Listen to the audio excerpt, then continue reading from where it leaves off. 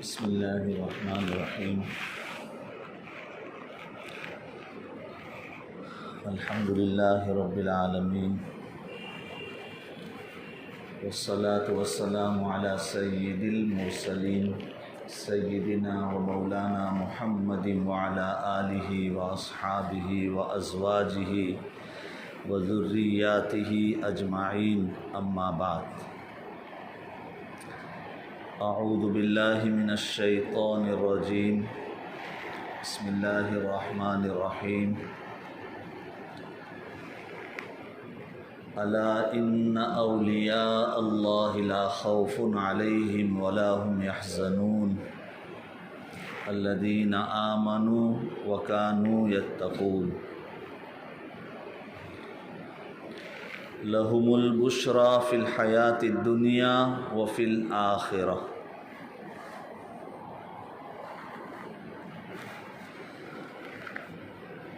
وقال اللہ تعالی للہ ملک السماوات والارض، صدق اللہ العظیم وصدق رسولہ النبی الکریم، ونحن علی ذلک لمن الشاہدین والشاکرین والحمد للہ رب العالمین۔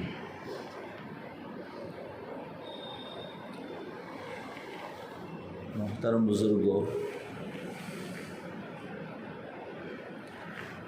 اللہ رب العزت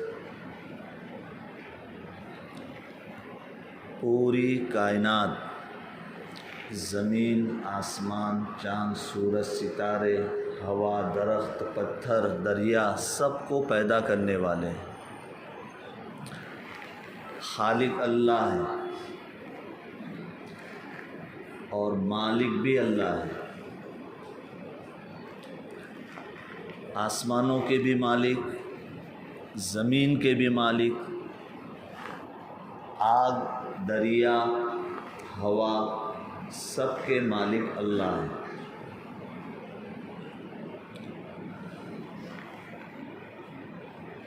آسمانوں پر حکومت بھی اللہ کی اور زمین کی حکومت بھی اللہ کی۔ وَلِلَّهِ مُلْكُ السَّمَاوَاتِ وَالْأَرْضِ، آسمانوں اور زمین کی حکومت اللہ کے لیے ہے۔ ایک وقت آئے گا زمین، چاند، سورج، ستارے، پہاڑ سب ختم کر دیے جائیں گے۔ پہاڑ جیسی مضبوط چیز بھی روئی کے گالوں کی طرح اڑے گی۔ سارا نظام درہم برہم، پوری دنیا ختم۔ ایک وقت آئے گا، اس کو قیامت کہتے ہیں۔ پھر انسانوں کو دوبارہ پیدا کیا جائے گا اور آدم علیہ السلام سے لے کر قیامت تک کے تمام انسان، مرد، عورت، جوان، بوڑھے، بچے، سب کے سب میدان محشر میں جمع کیے جائیں گے۔ اللہ سب کا حساب لیں گے۔ وہاں پوچھا جائے گا لمن الملک اليوم، آج حکومت کس کی ہے؟ قرآن کریم میں ہے لمن الملک اليوم، آج حکومت کس کی ہے؟ سب کی زبان پر یہی ہوگا للہ الواحد القہار، اللہ ہی کی حکومت۔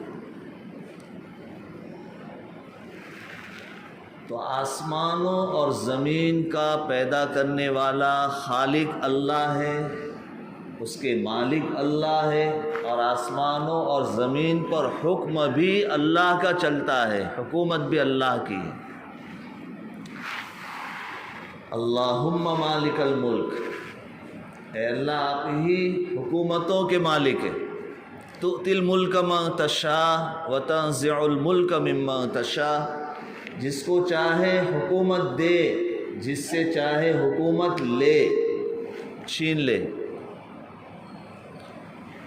وَتُعِزُّ مَن تَشَاءُ وَتُذِلُّ مَن تَشَاءُ، جسے چاہے عزت دے، جسے چاہے ذلیل کرے، سب اللہ کے قبضے قدرت میں۔ اللہ تعالیٰ نے انسان کو روئے زمین کے اوپر بھیجا، پیدا کیا عبادت کے لیے، اور اس بات کے لیے کہ اس زمین کے اوپر میرا حکم چلاؤ، میری حکومت چلاؤ، جو کام بھی کرو میرے حکم کے مطابق کرو۔ عبادت کے لیے اللہ تعالیٰ نے پیدا کیا۔ اللہ تعالیٰ کے احکام کیا ہے؟ انصاف قائم کرنا،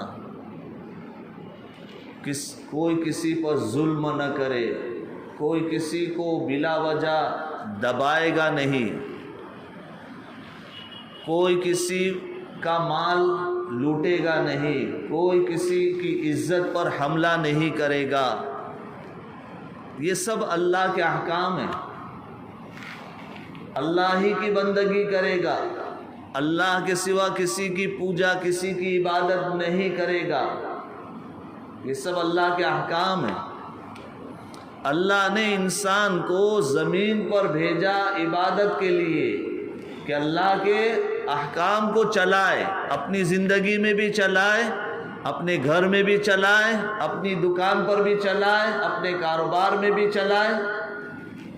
اللہ ہی کا حکم چلے گا۔ جب سے انسان دنیا میں آیا اس کے ساتھ شیطان ہے۔ شیطان کی یہ کوشش رہتی ہے کہ میرا حکم چلے، لوگ میری مان کر چلے۔ تو ایک طرف شیطان کا کام کرنے کا میدان ہے، اس کی جماعت ہے، اس کی فوج ہے، اس کے ماننے والے ہیں، اور دوسری طرف اللہ کی ماننے والے، اللہ کے احکام پر عمل کرنے والے، اللہ کے احکام دنیا میں چلے اس کی محنت کرنے والے۔ تو جو اللہ والے ہیں وہ حق ہے، جو شیطان والے ہیں وہ باطل ہے۔ حق اور باطل کی کشمکش جب سے انسان دنیا میں آیا ہے تب سے قائم ہے۔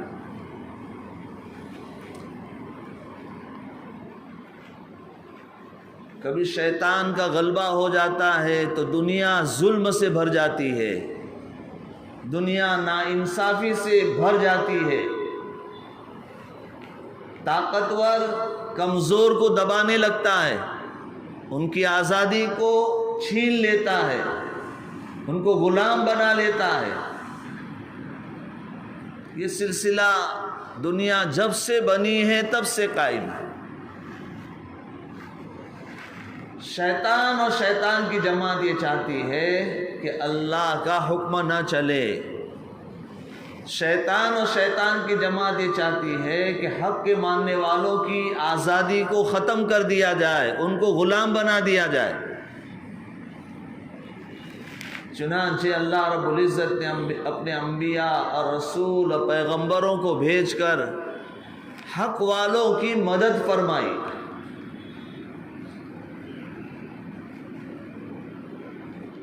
انبیاء علیہم السلام اور پیغمبر لوگوں میں اصلاح کا کام لے کر محنت کر کے حق کو لوگوں کی زندگیوں میں داخل کرتے ہیں، لوگوں کو حق کے میدان پر اتارتے ہیں۔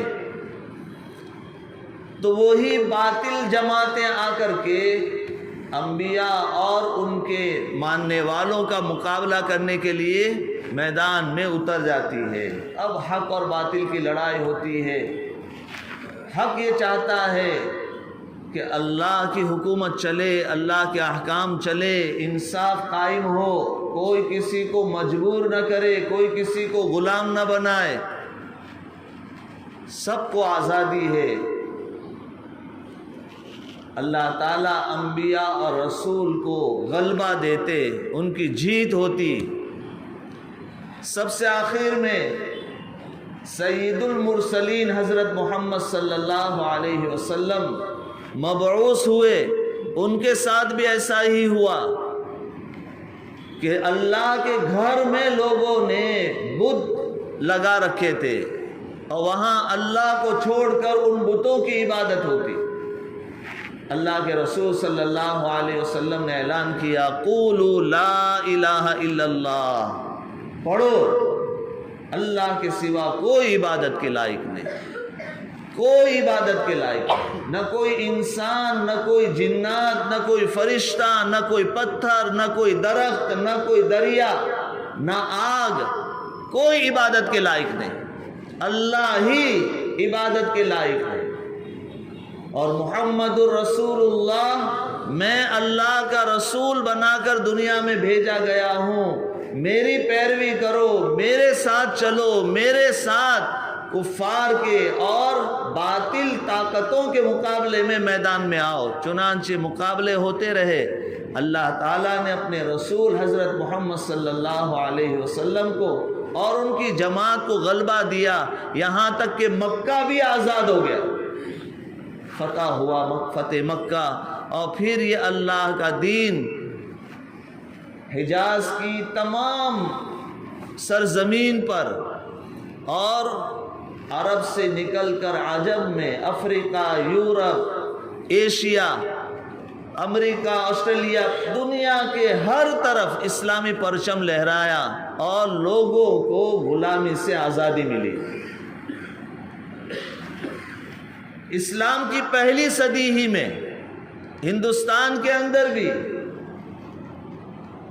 راجہ داہر نے لوگوں کے گردنوں میں غلامی کا طوق ڈال دیا تھا. ہر طرف ظلم، ہر طرف ناانصافی کی فضا، لوٹ مار، اور اللہ کے بندوں کو حکومت کا غلام بنا دیا گیا تھا. اسلام کی پہلی ہی صدی ہجری میں حضور پاک صلی اللہ علیہ وسلم کے جانثار صحابہ کی اولاد پہنچتی ہے ہندوستان اور ہندوستان کے لوگوں کو آزادی دلاتی ہے. اور پھر وقتاً فوقتاً مسلمان جو ہے اس ملک میں آئے. کبھی محمود غزنوی، کبھی علاء الدین خلجی، کبھی خاندان غلامہ التمش بادشاہ، کبھی مغل، کبھی تغلق. ایسے مسلمان حکمراں ہندوستان میں آزادی کی لہر پیدا کرنے کے لیے اور لوگوں کو غلامی سے نکالنے کے لیے یہاں ذات پات کا بہت دورہ تھا کہ ایک خاندان دوسروں کو اپنا غلام بنا لیتا، ان کو اچھوت بنا لیتا. ایسی پرتھا اور ایسی چیزیں ہندوستان کے اندر بہت پہلے سے قائم ہیں. لوگوں کو اس طرح کی غلامی سے آزادی دلانے کا کام مسلمان بادشاہوں نے کیا. اس لیے اس ملک میں سب سے زیادہ حکومت اگر کسی نے کی ہے تو مسلمانوں نے کی. 700-800 سال تک حکومت یہ کوئی معمولی چیز نہیں ہوتی، لیکن مسلمانوں نے اس ملک میں چونکہ انصاف قائم کیا تھا، لوگوں کو برابری کے حقوق اور ادھیکار دیے تھے، لوگوں کو غلامی سے نکال کر آزاد زندگی اور آزاد ملک میں جینے کی راہ بنائی تھی، اس لیے لوگ اس حکومت کو پسند بھی کرتے تھے.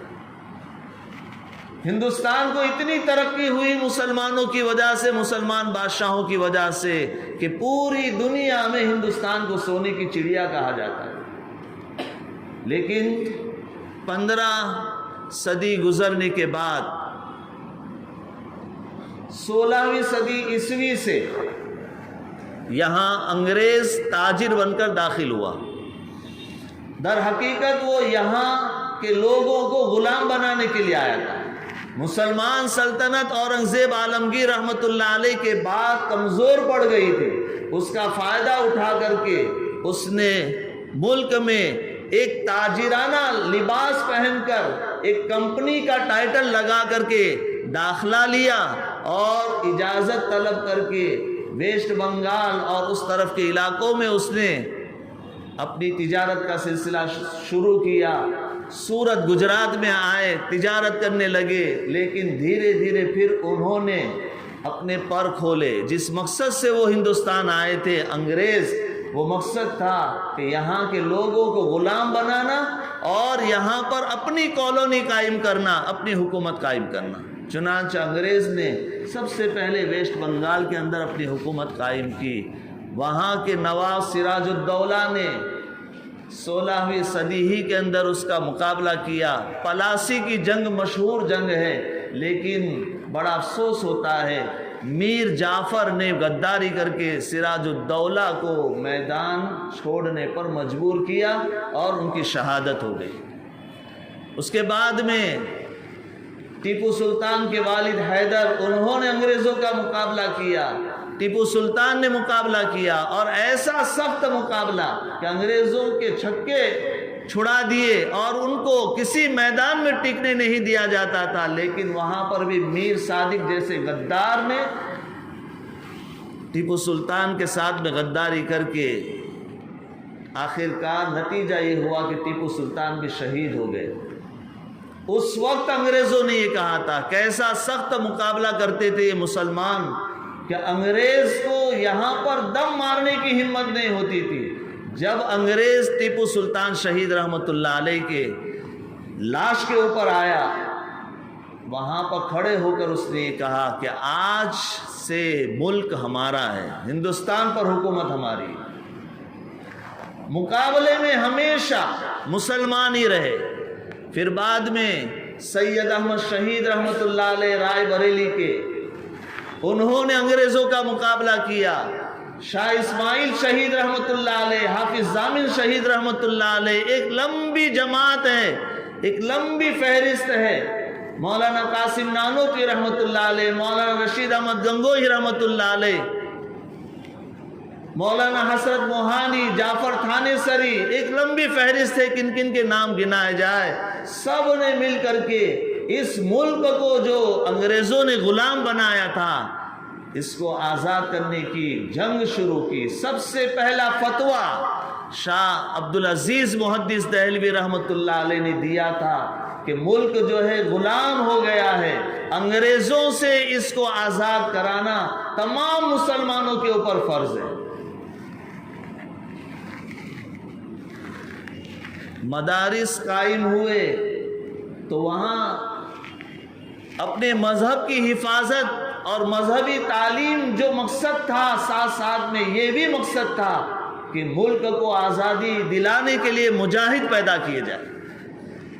1866 میں دارالعلوم دیوبند کی بنیاد بھی اگر حضرت نانوتوی رحمت اللہ علیہ اور مولانا رشید احمد گنگوہی رحمت اللہ علیہ نے ڈالی، تو بنیاد کے پیچھے مقصد جہاں اسلام کی تعلیم، قرآن اور سنت کی تعلیم تھی، وہاں پر یہ بھی مقصد تھا کہ اس ملک ہندوستان کو آزاد کرنے کے لیے یہاں سے مجاہد پیدا کیے جائیں گے۔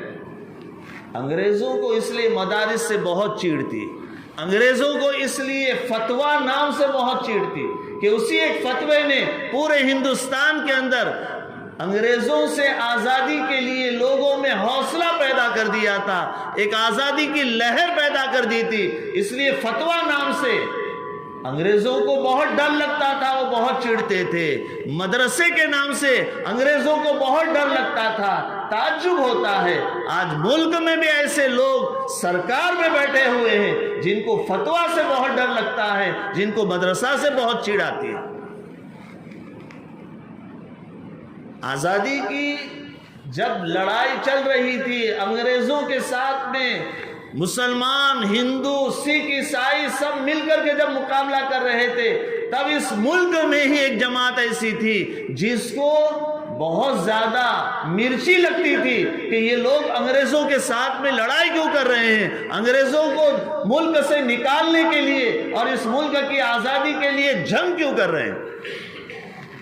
وہ طبقہ جو آج بھی RSS کے نام سے ہو یا سنگھ پریوار کے نام سے ہو یا مختلف نام انہوں نے اپنی تنظیموں کے بنائے، وشو ہندو پریشد ہو، بجرنگ دل ہو، تمام کی تمام وہ تنظیمیں، اور سیاسی طور پر اگر انہوں نے اپنی پارٹی بنا لی ہو، یہ سب کے سب بھگواداری وہ تھے جن کو ان مجاہدین آزادی سے بہت چیڑ تھی. وہ انگریزوں کی دلالی کرتے تھے، انگریزوں کی مخبری کرتے تھے، اور وہ یہ چاہتے تھے کہ انگریز یہاں پر رہے. وہ اپنے ملک کے ان ویروں اور بہادروں کے خلاف مخبری کیا کرتے تھے جو انگریزوں کے خلاف لڑتے تھے. ان کی مخبری یہ لوگ کیا کرتے تھے. آج بدقسمتی ہے، ملک ایسے لوگوں کے ہاتھوں میں آ گیا، سرکار میں ایسے لوگ بیٹھ گئے، کورٹ اور عدالت میں ایسے لوگ بیٹھ گئے جو ملک کی آزادی کے لڑائی کے ویرودھی تھے. الحمدللہ ہمارا دامن آج بھی اس بات کی شہادت دیتا ہے، تاریخ آج بھی اس بات کی گواہی دیتی ہے کہ آزادی کی جنگ مسلمانوں نے شروع کی. آزادی کے ہر محاذ پر آپ کو کوئی نہ کوئی مسلمان ہی ملے گا. چاہے وہ جھنڈے کا معاملہ ہو تو سریا نامی عورت نے آج جو جھنڈا ملک ہندوستان کا ہے، اس سریا نے وہ جھنڈے کو ڈیزائن کیا تھا. بھارت چھوڑو کا نعرہ اگر ہو تو یوسف مہر علی نے یہ نعرہ لگایا تھا. جے ہند کا نعرہ ہو تو عابد حسین نے یہ جے ہند کا نعرہ ہندوستان کو دیا تھا. اور علامہ اقبال نے سارے جہاں سے اچھا ہندوستان ہمارا یہ نغمہ دیا تھا. آج بھی ملک کی کوئی بڑی تقریب ہو یہی بینڈ بجتا ہے، سارے جہاں سے اچھا ہندوستان ہمارا. یہ علامہ اقبال جو ایک مسلمان مفکر تھے. اور انقلاب زندہ باد آج بھی یہ نعرہ لگایا جاتا ہے. یہ نعرہ مولانا حسرت موہانی نے دیا تھا. ملک کی آزادی میں کسی میدان کے اوپر مسلمان پیچھے نہیں رہا. جب پڑا وقت گلستان پہ تو خوں ہم نے دیا، جب پڑا وقت گلستان پہ تو خوں ہم نے دیا. جب بہار آئی تو کہتے ہیں تمہارا کیا کام ہے. یہ ملک جب جب بھی تکلیف میں آیا ہے، جب جب بھی ملک واسیوں کی آزادی کو چھیننے کی کسی نے کوشش کی ہے، اس ملک کو آزاد کرنے کے لیے سب سے پہلے میدان میں مسلمان ہی رہا ہے. اور برادران وطن کو ساتھ لے کر کے مسلمانوں نے ہر محاذ کے اوپر اپنی جان کے نذرانے پیش کیے. علماء کرام نے سب سے زیادہ نذرانے پیش کیے. 1857 کی جنگ آزادی، لوگ سمجھتے ہیں آزادی کی لڑائی یہیں سے شروع ہوئی، یہاں سے نہیں. 1757 کے اندر پلاسی کی جنگ میں سراج الدولہ انگریزوں کے ہاتھوں شہید ہوئے تھے. آزادی کی لڑائی بہت پہلے سے 16ویں صدی جب شروع ہوئی وہیں سے یہ جنگ اور آزادی کی لڑائی شروع ہو گئی تھی. ہر میدان کے اندر آپ کو مسلمانوں کی بڑی بڑی جماعتیں اور قرآن اور حدیث پڑھانے والے بڑے بڑے علماء، علامہ، محدث، مفکر، فقیر آپ کو میدان میں ملیں گے، جنہوں نے اپنی مسرت کو چھوڑ کر میدان جہاد میں اتر کر جہاد کا نعرہ دے کر کے انگریزوں سے ملک کو آزاد کرانے کے لیے پوری کی پوری قربانیاں دی. 1857 میں بہادر شاہ ظفر کی قیادت میں جب جنگ ہوئی تو علماء ساتھ میں تھے. اس میں کسی طریقے سے شکست ہوئی، ہار ہوئی. اس کے بعد انگریزوں نے جو کریک ڈاؤن شروع کیا، لوگوں کی گرفتاریاں، لوگوں کو قتل کرنا، پھانسی پر چڑھانا، اس میں کئی لاکھ مسلمان، کئی لاکھ لوگ جو شہید کیے گئے، اس میں 50,000 سے زیادہ تو صرف علماء تھے. لال قلعے سے لے کر کے چاندنی چوک تک کوئی بھی درخت دیکھ دیا جائے، ہر درخت کے اوپر علماء کی لاش پھندے پر جھول رہی تھی. یہ سب کی سب قربانیاں آزادی کی جنگ میں لوگوں کا اتنا پسینہ نہیں بہا جتنا مسلمانوں کا خون بہا ہے. یہ حقیقت ہے. لیکن آج ملک جس ڈگر پر کھڑا ہے، انہی مسلمانوں سے حب الوطنی کا، وطن پریم کا سرٹیفکیٹ مانگا جاتا ہے. اور اس ملک میں صرف مسلمان ہی مظلوم نہیں، آج ملک میں کسان مظلوم ہے، آج ملک میں آدیواسی مظلوم ہیں، آج ملک میں قبائلی سارے لوگ مظلوم ہیں، ٹرائبل مظلوم ہیں۔ آپ نارتھ ایسٹ میں جائیے، منی پور جائیے، آسام جائیے، اڑیسہ جائیے، بنگال میں دیکھیے، آپ جھارکھنڈ میں آدیواسیوں کو دیکھیے، آپ سب کے حقوق دبائے جا رہے ہیں، سب کو جیسے واپس غلام بنایا جا رہا ہے۔ کرناٹک میں لنگایت پوری کی پوری قوم آباد ہے، وہ تو ڈنکے کی چوٹ پر کہتی ہے کہ ہم آزاد نہیں ہوئے بھی۔ ڈنکے کی چوٹ یہ کہتی ہے کہ جو آزاد ہوا ہو آزادی منائے، ہم تو آزاد نہیں ہوئے، ابھی بھی ہم غلام ہیں۔ زبردستی اس لنگایت قوم کو ہندو ہندو ہندو کہا جا رہا ہے، وہ کہا نہیں، ہم ہندو نہیں ہیں، اس لیے کہ اسلام سے دھوکہ دے دے کر کے لوگوں کو مظلوم بنایا گیا ہے۔ آدیواسی قوم میں سے کسی کو لا کر کے صدر جمہوریہ بنا دیا، پوری قوم کو یہ احساس دلایا جاتا ہم نے تم کو کتنا بڑا اعزاز دیا، وہ چاٹوکاری کے لیے بٹھا دیا جاتا ہے، منسٹر بنا دیے جاتے ہیں دو چار کو، وہ ان لوگوں کی چاٹوگیری کرتے رہیں گے، اور پوری کی پوری قوم کو یہ بتایا جائے گا کہ تمہیں جو ہے ہم نے اتنا بڑا عہدہ دے دیا، تم کو منسٹری دے دی۔ آج ملک میں بہت سارے طبقے ایسے ہیں جو یہ سمجھتے ہیں کہ ہم آزاد نہیں ہوئے، ہم تو بہت سخت غلامی اور بندش میں آ گئے ہیں۔ ملک کے ہر طرف جو ہے تکلیف تکلیف تکلیف، اور تکلیف دینے والے اپنے آپ میں یوں سمجھتے ہیں کہ ہم بہت زیادہ وطن پریمی اور ہم کو دیش کی بہت چنتا ہے، جب کو دیش کو پورا کا پورا کنگال کر دیا، دیش کو قرض میں ڈبا دیا، چند لوگوں کے ہاتھ میں پورے کے پورے دیش کی دولت دے دی، پورا کا پورا دیش ان کا غلام بن گیا۔ باہر کی کمپنیوں کو لا کر کے، اس وقت تو ایک ایسٹ انڈیا کمپنی آئی تھی، آج تو ہزاروں کمپنیاں ودیشی لا کر کے پورے کے پورے بھارت اور ہندوستان کے لوگوں کو ان کا غلام بنا دیا۔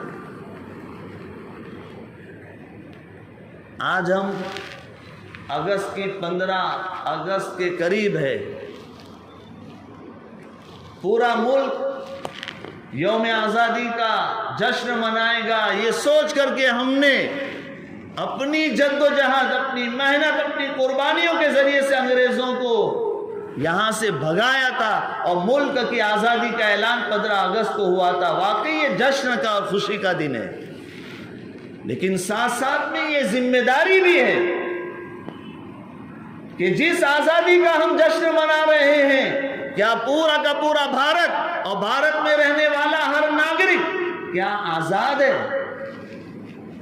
کیا اس کو دھارمک و مذہبی، سماجی اور کاروباری آزادیاں ہیں؟ یہ ذمہ داری کے احساس کرنے کا بھی دن ہے کہ ان ویروں نے قربانیاں اس لیے دی تھی کہ ایسے لوگوں کے ہاتھوں میں ملک آ جائے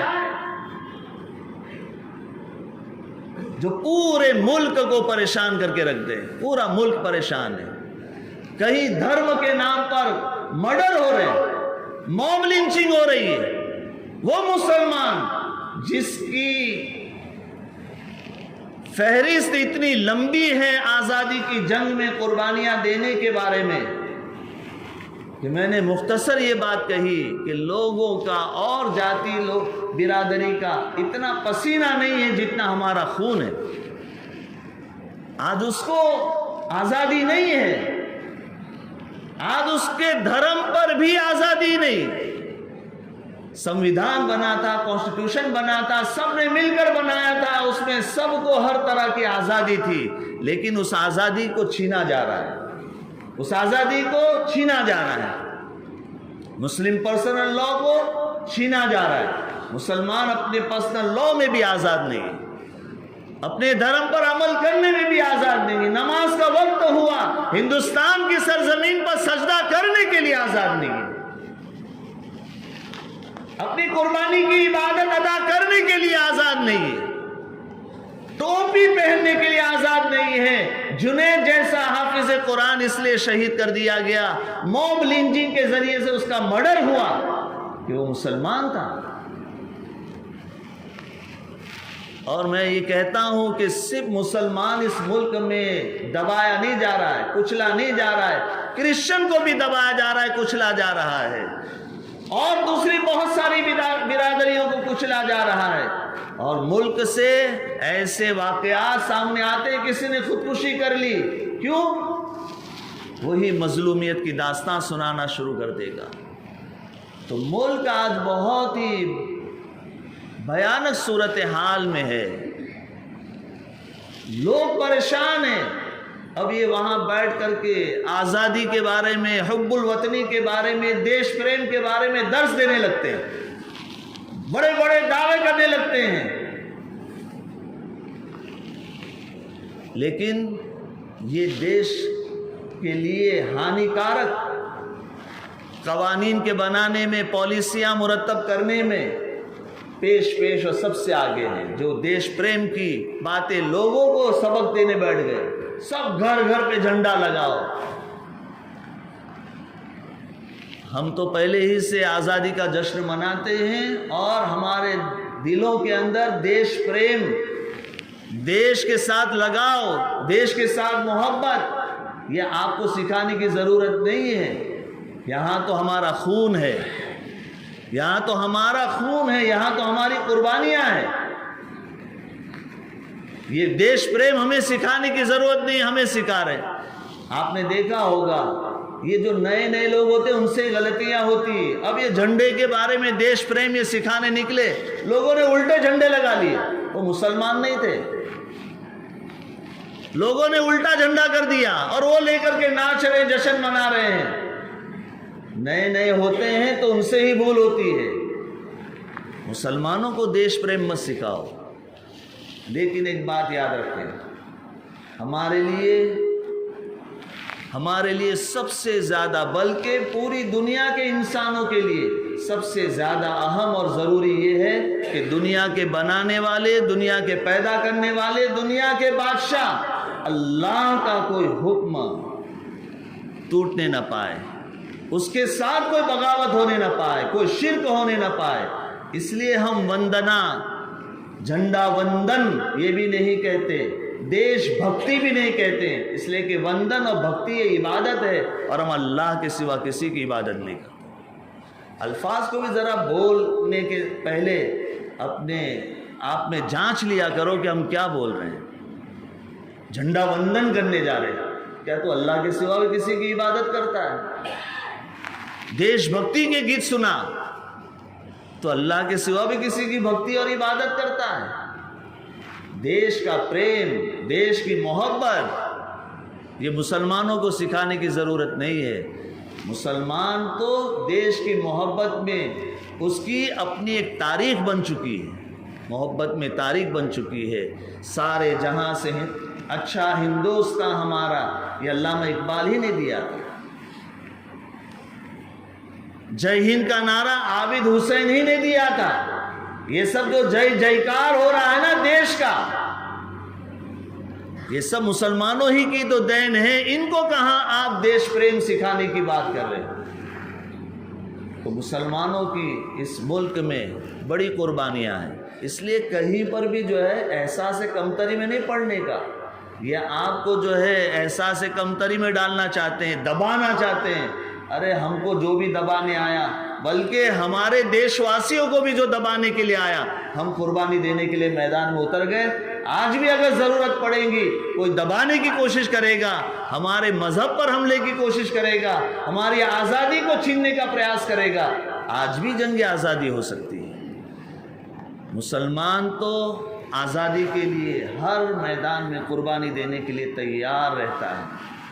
اللہ تعالیٰ ملک ہندوستان کی خوب حفاظت فرمائے, اس کو خوب ترقی دے, اس کو جو ہے تمام طرح کے شر سے, تمام برائیوں سے اور فتنوں سے اللہ آزاد کر دے. اور غلط لوگوں کے ہاتھوں میں اللہ اگر ملک ہے تو ایسے لوگوں سے حکومت لے کر کے اللہ اچھے ہاتھوں میں دے دے. اس لیے کہ ہم تو پڑھتے ہیں تؤتی الملک من تشاء وتنزع الملک ممن تشاء، تو جسے چاہے حکومت دیتا ہے اور جس سے چاہے حکومت چھین لیتا ہے۔ اللہ ظالمین کے ہاتھوں سے حکومت چھین لے۔ اللہ بولو نا آمین۔ کیسے لوگ ہیں، اتنے ڈرے ہوئے ہیں، کوئی پکڑ لے گا یہاں پر تمہارے، ان کے لیے بد دعا کرو گے تو۔ وہ لوگ دیش نہیں ہے جو یہ سمجھتے ہیں کہ سرکار دیش ہوتا ہے، یہ نہیں ہے۔